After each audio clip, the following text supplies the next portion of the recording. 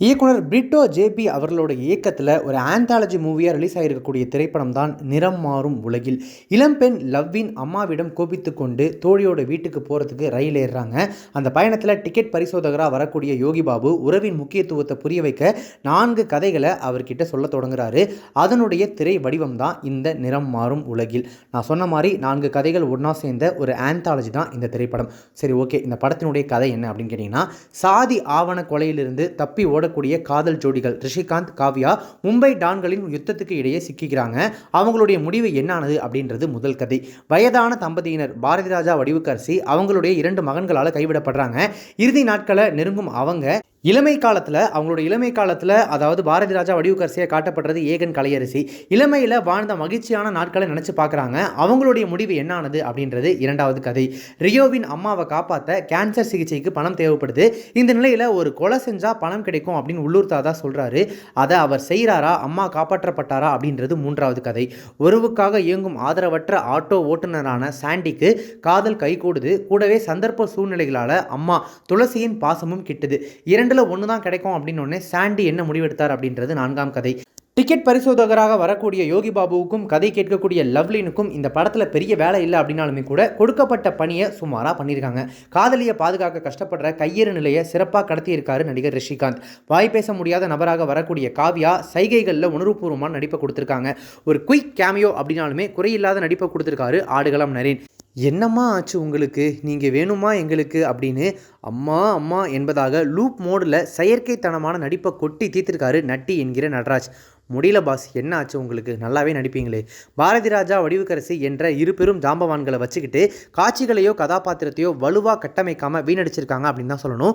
பாரதி ராஜாவின் நடிப்பும் ஆங்காங்கே மிகை நடிப்பாக மாறிப்போனது சோகத்துலேயும் சோகம். ஏகன், கலையரசி அதாவது இளமையில் பாரதி ராஜா, வடிவுக்கரசியாக வர்றவங்களுடைய சிறிது நேர நடிப்பு கொஞ்சம் ஆறுதல் தருது அப்படின்னே சொல்லலாம். அடுத்து கையேறு நிலையில் இருக்கிறது ரியோ. அதாவது என்ன பண்ணுறதுனே தவிக்கிற ஒரு நிலையில் இருக்கக்கூடிய ரியோ, அவரும் கஷ்டப்பட்டு அதை திரையில் பிரதிபலிக்க ட்ரை பண்ணுறாரு.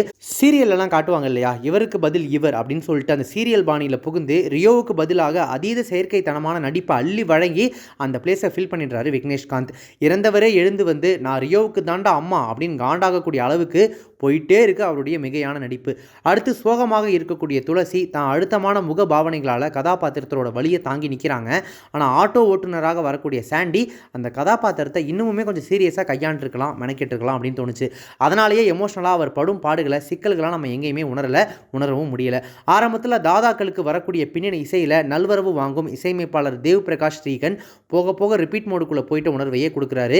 பாடல்கள் எதுவுமே பெருசாக ஈர்க்கலை அப்படின்னாலுமே கூட ஏற்கனவே சோதிக்கக்கூடிய திரைக்கதையில் வேகத்தடைகளாக அந்த பாடல்கள் அங்கங்கே வருது போகுது. நிறம் மாறும் கதைகளில் தேர்ந்த கேமரா கோணங்கள், ஒளியுணர்வு ஆகியவற்றை கொடுத்து தங்களுடைய பணியை சிறப்பாக செஞ்சிருக்கு மல்லிகா அர்ஜுன், மணிகண்டராஜா ஒளிப்பதிவு கூட்டணி. நல்ல காட்சிகளுக்கான அந்த வறட்சி இந்த படத்தில் நிறைய இருக்குது அப்படின்றதுனால படத்தொகுப்பாளர் தமிழரசன் அவருடைய கத்தரி பட்டிருக்கக்கூடிய கஷ்டத்தை நம்மளாலையுமே உணர முடியுது. காட்சிகள் 1-2 ஏதாவது தேர்ந்துச்சுன்னா தானே அதை வச்சு அடிக்கி ஏதோ படத்தொகுப்பு அப்படின்ற பேரில் ஒரு விஷயத்தை அழகாக படமாக ப்ரெசென்ட் பண்ண முடியும். காட்சிகளே வறட்சியாக இருக்குது அப்படின்றப்போ அவர் என்ன பண்ணுவார் பாவம். 4 கதைகளும் மனித உறவுகளோட சிக்கல்கள், சமூக பிரச்சனைகள், தனிப்பட்ட போராட்டங்களை பற்றி பேசுது. ஆனால் அதை ஆழமாக ஆராயாமல் மேலோட்டமாக பேசி கழிவிறக்கத்தை மட்டுமே கேட்டிருக்காரு இயக்குனர் பிரிட்டோ ஜேபி. உணர்ச்சிகரமாக இருக்கணும், ரொம்ப உணர்வுபூர்வமாக இருக்கணும், பார்க்குறவங்களை எப்படியாவது அள வச்சே தீரணுன்றதையே ஒரே கொள்கையாக கையில் எடுத்துக்கிட்டு அதுக்காக 1/2 டன் கிளிசரினை திரைக்கதையில் கொட்டி தீர்த்துருக்கிறவங்க அதற்கு பலனாக நம்ம கிட்டேருந்து ஒரு சொட்டு கண்ணீரை கூட அவங்க வாங்கலை அப்படின்றது உண்மையாகவே இயக்குனருக்கு மட்டும் இல்லை, பார்த்துட்டு நமக்குமே ஏமாற்றம் தான். ஏன்னா ட்ரெய்லர்லாம் பார்த்துட்டு படம் ஏதோ வேறு மாதிரி இருக்கும் போல், வேறு மாதிரி ஒரு ட்ரீட்மெண்ட் உள்ளே வச்சுருப்பாங்க அப்படின்னு நம்பி போன நமக்கு என்னையா சாமி இது 4 கதைகள் 5வது கதையாக ஒன்று என் கதையும் சேர்த்து இந்த படத்துக்கு வந்து நான் பட்ட பாட சொல்லிடலாம் போலையா அப்படின்ற மாதிரி ஆயிடுச்சு. நிஜ சம்பவத்தை கதையாக சொல்கிறதே திரைமொழியாக சொல்லப்படுது, அதாவது ஸ்க்ரீன் லாங்குவேஜ் அப்படின்னு சொல்லுவாங்க. ஆனால் நம்ம கண்ணு கெட்டின தூரம் வரைக்கும் இந்த படத்தில் சீரியல் டைப்பிலான திரைமொழி தான் அது முழுக்க பரவி இருக்குது. உதாரணத்துக்கு முதல் கதையில் நட்டி கதை சொல்ல நாயகி எந்த எதிர்ப்பும் காட்டாமல் மடியில் உட்கார வச்சு கதை கேட்குறாங்க. அதே போல் அவரை கொல்ல சுரேஷ் மேனன் கும்பல் அப்பாவி ரிஷிகாந்தை ஏன் வற்புறுத்தணும் அப்படின்றது கடைசி வரைக்கும் விளங்கலை.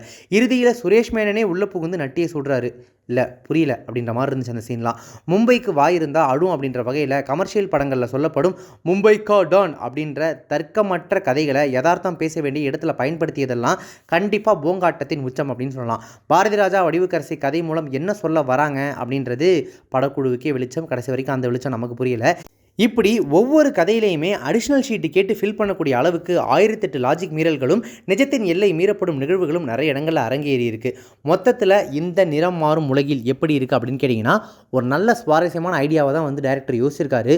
ஒரு 4 கதைகளை ஒன்றா சேர்த்து அது வழியாக ஒரு எமோஷனை எப்படி யோகி பாபு லவ்லினுக்கு சொல்கிறாரோ அந்த மாதிரி நமக்கு சொல்லலாம் அப்படின்னு சொல்லி. ஆனால் எங்கே தவறுனுச்சு அப்படின்றது அவருக்கு தான் வெளிச்சம். 4 கதைகளில் ஒன்று கூட நம்மளை இம்ப்ரெஸ் பண்ணாமல் நம்மளுடைய மனதை கவராமல் நிலை தடுமாறும் உலகாக மாறியிருக்கு இந்த நிறம் மாறும் உலகில்.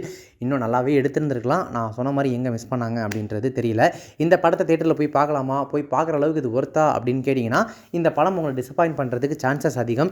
ஆனால் பொழுது போல் சும்மா அப்படியே போய் உட்காந்தேன், ஒரு 4 கதையை ஒன்றா சேர்த்து சொன்னாங்க, எனக்கு இந்த ஆந்தாலஜி படம்லாம் பார்க்குறதுக்கு ரொம்ப பிடிக்கும் அப்படின்னு நீங்கள் நினச்சிங்கன்னா தாராளமாக போய் உட்காரலாம்.